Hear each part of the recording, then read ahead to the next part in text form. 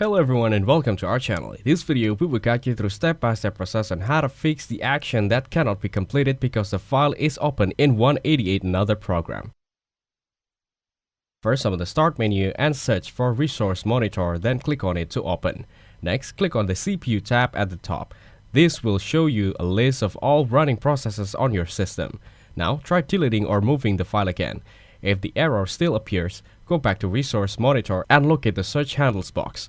Then, right-click on the file causing the issue and copy its folder name. Now, paste the copied name into the Search Handles box to check which program is using it. After that, rename the file on your desktop by right-clicking and selecting Rename. Then, paste the new name into the Search Handles box again to confirm if any process is still locking the file. Now, locate dwm.exe in the list of processes, right-click on it and select End Process to stop it temporarily.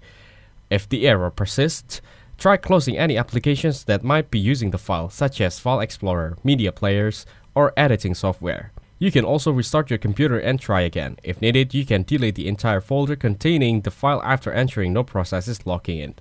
Thanks for watching. Make sure to like and subscribe for more content like this.